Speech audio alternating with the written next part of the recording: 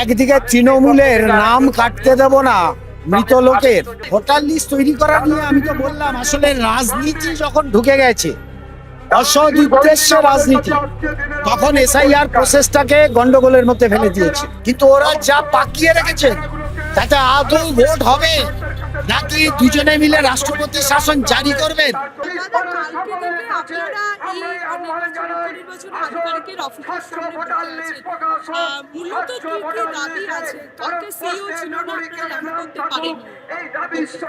আমাদের তো একটাই দাবি, সেটা হচ্ছে পশ্চিমবাংলার মানুষকে একটা নির্বাচনের আগে ভোটার লিস্ট তৈরি করা নিয়ে এত হয়রানি, এত অনিশ্চয়তা, এত বিভ্রান্তি, এইটা নির্বাচন কমিশনার সিইও এখানে তিনি কাটাবার জন্য কার্যকরী পদক্ষেপ গ্রহণ করুন। একদিকে তৃণমূলের নাম কাটতে দেব না, মৃত লোকের ঘর ছেড়ে যারা চলে গেছে অনেকদিন আগে, যারা ডাবল এন্ট্রি আছে তার নামগুলোকে জোর করে রেখে দিতে চেয়েছিল তৃণমূল।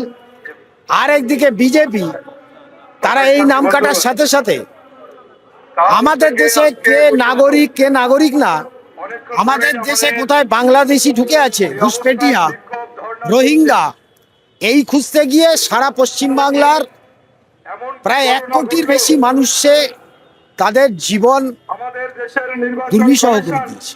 দাদা, দেখা যাচ্ছে আগামীকাল থেকে আমাদের কথা শুনবার মতো অবস্থানে বসছেন মানসিকতা দেখাতে পারলেন না।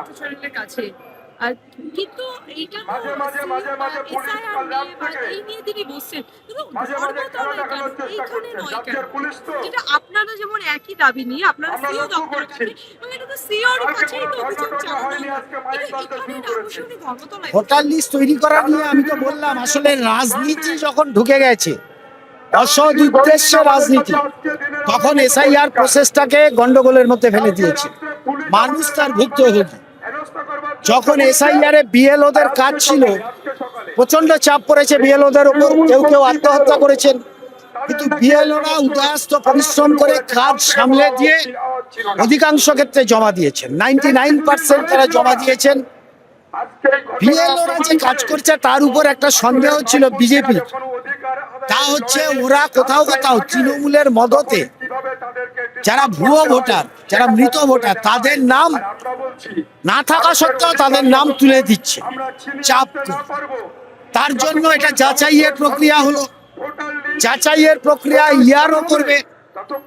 ইয়ারোরা যখন কাজ করছে তখন মমতা ব্যানার্জি সরকারের অফিসার যারা ইয়ারো, তাদের উপর চাপ তৈরি করলেন।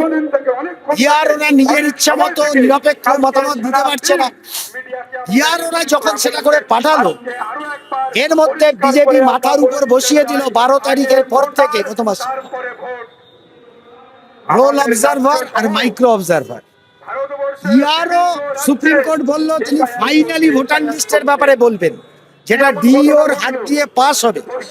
কিন্তু মাঝখানে এই মাইক্রো অবজারভার আর রোল অবজারভার, তাদের কাজ হলো বাগড়া দেওয়া, যাচাই করা।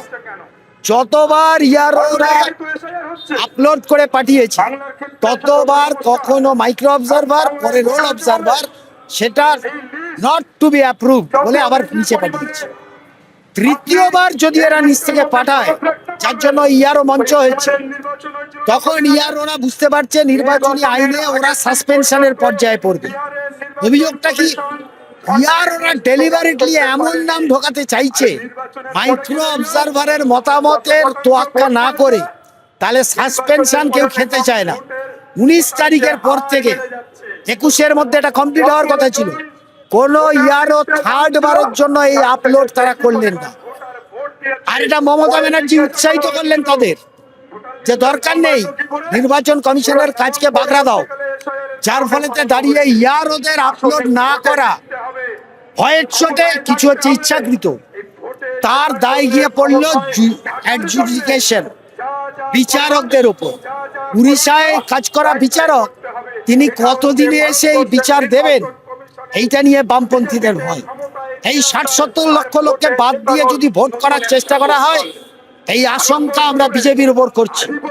নির্বাচন কমিশন হয়েছে তার দোষর, এখন মুখোশ খুলে গেছে, যার ফলে তাকে সংবিধানের নিয়ম মেনে সুপ্রিম কোর্ট এখন অব্দি যা বলেছে তার নিয়ম মেনে দ্রুত পশ্চিমবাংলায় লিস্ট বের করতে হবে, সঠিক সময়ে নির্বাচন করতে হবে, রিগিং অথবা গাজওয়ারি বাদ দিয়ে জনগণের রায়কে প্রতিফলিত করতে হবে।